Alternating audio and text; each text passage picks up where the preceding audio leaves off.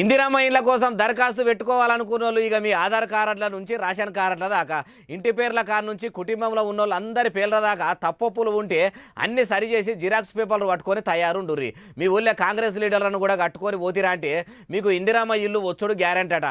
మరి ఎప్పటి వరకు అన్ని పేపర్లు రెడీ చేసుకోవాలి ఏం కథ అంటే చెప్తా పాండ్రి. నిల్వ నీడలేక గత ప్రభుత్వంలో డబుల్ బెడ్రూమ్లు రాక బాధపడుతున్నోళ్లకు ఇదే సైరాయం ఒక. మార్చి 11 తారీఖు నాడు ఇందిరమ్మ ఇండ్ల కోసం దరఖాస్తులు పెట్టుకుంటే చక్కగా స్కీమ్ తట్టు చూస్తుందని రెవెన్యూ మంత్రి పొంగులేటి శ్రీనివాసరెడ్డి సారు చెప్తున్నాడు. మరి ఇందిరమ్మ ఇండ్లు అంటే పురాగా జాగా భూమి లేనోళ్ళకి ఇస్తారా అంటే అట్లా కూడా జాగా చూపెట్టి కట్టుకోమని చెప్తారట. కానీ ఇప్పుడు మాత్రం జాగలు ఉన్నోళ్ళకే ఇస్తారట. అంటే ప్లాట్ ఉండి ఇల్లు లేదని చెప్తే చాలు కట్టుకునేందుకు 5 లక్షల రూపాయలు మంజూరు చేస్తారట. మరి మొత్తమే జాగా భూమి ఇల్లు వాకిలి లేనోళ్ళ ముచ్చట ఏంది అంటే ముంగడ సర్కారు జాగాలు ఏడేడున్నాయో ఎంక్వైరీ చేసి ఇండ్లు కట్టేందుకు ఏర్పాట్లు చేస్తారు కావచ్చు. అప్పటి వరకు టైం పట్టేటట్టు ఉన్నదని ప్రభుత్వ పెద్దలు ఈ గురం చేసిర్రేమో అంటారు ఈ ముచ్చట తెలిసినోళ్ళు.